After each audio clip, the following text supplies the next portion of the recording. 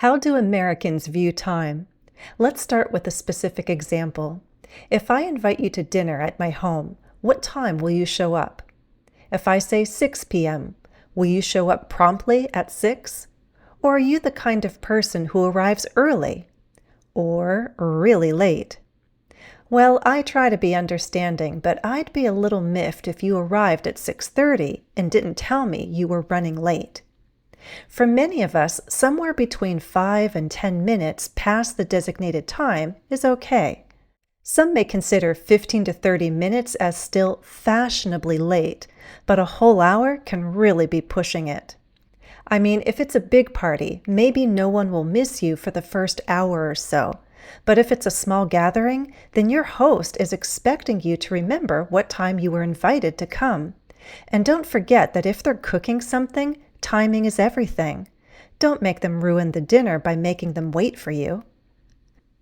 Do all Americans show up on time? No, we don't, but many of us feel bad if we cause others worry or inconvenience. Time is a precious commodity in American culture, and people can get angry when time is wasted or not respected. So here's a tip. Communicate with people when you make plans. If you agree to meet someone at a certain time, try to be punctual. You can usually be 5 to 10 minutes late for coffee or even dinner, and it won't be a problem, but have the courtesy to text your contacts and say, "I'm on my way." You can even give your ETA, that is your estimated time of arrival. If you're coming by car, you know you can share your ETA with any GPS app, right? If you're seriously running behind schedule, text or call to apologize.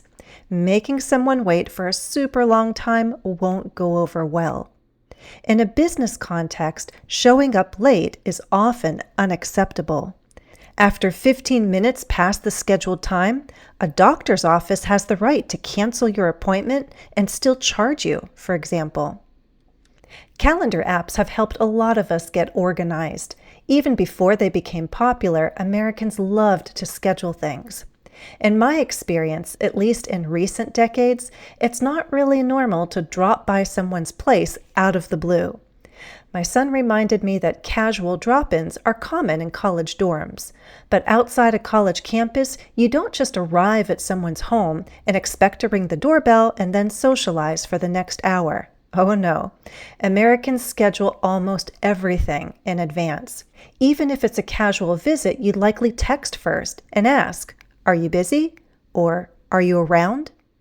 And then you can make a suggestion to hang out or request to stop by. Do you know that we Americans have been scheduling playdates for our kids for at least a couple of decades? Yes, when kids depend on parents to drive them everywhere, playdates have to go on the calendar for them to have any chance of happening. Americans are busy with family obligations, doctor's appointments, visits from contractors, errands, and of course, work. So playtime with other children usually has to be scheduled. American kids are often involved in various activities from a young age, which adds events to our busy calendars. Swimming lessons, soccer practice, taekwondo classes, art camp, and the like. Don't forget that kids also have dentist appointments, eye doctor appointments, and special school events. Did I mention parent-teacher conferences during the school year? All these things go on the family calendar. Both children and their parents have plenty of scheduled events, and that makes any additional free time very precious. So it's not that surprising that we came up with the concept of playdates. Guess who else has playdates in the USA? Dogs. Americans love their pets, so dogs also have their needs, including trips to the vet, doggy daycare, and playdates, which can mean getting together with other pet owners and letting our dogs play together. This is also time for us to chit-chat, so it's a social activity for both the animals and the humans, a win-win situation.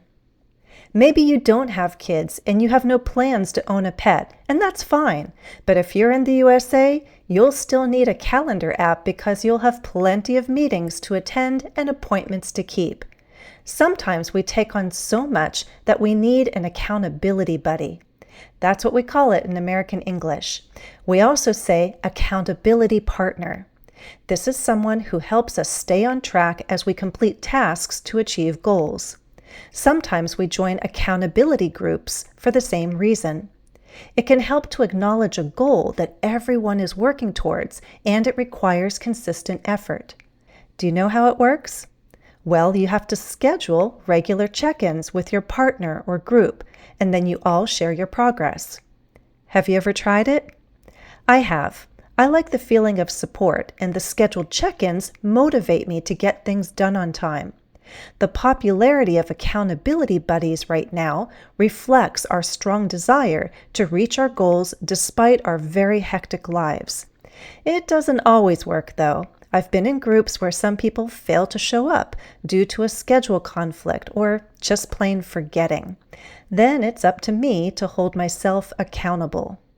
Accountability directly relates to productivity, and knowing what kind of schedule you need to keep is important. Americans uphold productivity. We like to celebrate big and small wins when it comes to getting things done. How do many of us stay on top of our day-to-day errands? Either there's a physical to-do list on the wall somewhere, or people like me have reminders going off throughout the day and week. Beep, beep, beep, buzz, buzz. These alerts remind me to feed the pets, change the frog water, clean the AC filter, take out the trash, clean my makeup brushes, or find time to meditate. If I don't have something on my calendar or on my list of reminders, there's significantly less chance it will happen. As I said, time is a precious commodity. Our days fill up rather fast. Of course, what time the day starts varies from person to person and from household to household. If you have young children, you'll be up early. Their internal clock usually has them up around 6 in the morning. And you need to be up anyway with school-age kids because our schools start early. Elementary schools may start at 9 a.m., but many American high schools have a deplorable start time of 7:30 a.m. or even earlier. My own school bus picked me up by 7 a.m., so as a teen, I had to roll out of bed around 5:45 in the morning. Most of us stumbled to the bus stop and slept on the way to school. My kids don't enjoy waking up early either. Thankfully, my son is in college now and he has more control over his schedule. Sometimes his first class isn't until 11 a.m., but he's kind of an exception. Given a choice, he likes to have dinner around 9 p.m. He goes to sleep late.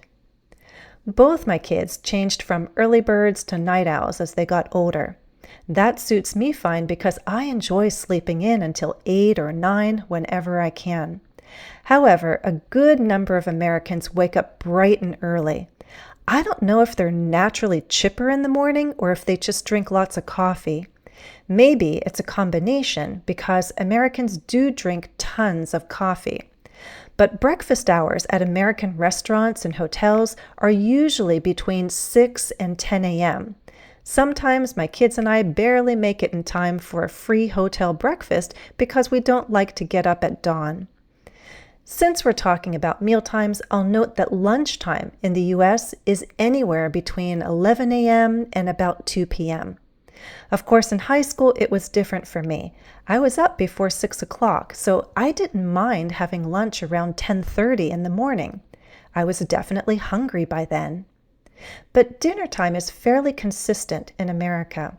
We usually eat the final meal of the day between 5 and 7 p.m. Exceptions happen on vacation, but we often don't have the luxury of staying up late when the school or work day starts so early. And don't forget that Americans often need to travel a distance to get anywhere. Even if it isn't all that far, morning traffic can be a nightmare, even in a small town. We love our cars as much as we love protecting our routines and schedules. So the roads fill up with cars just as our calendars fill up with events. I know it all sounds kind of crazy, but busyness feels normal to most of us. Maybe that's partly why we like to celebrate milestones. If we didn't do this, then one busy day would unfold into another, endlessly. Instead, we mark all kinds of special occasions and anniversaries. Where? On our calendars. Let me tell you about one tradition that's become popular for many American families. Parents make first day of school signs and take photos of their kids before they leave home.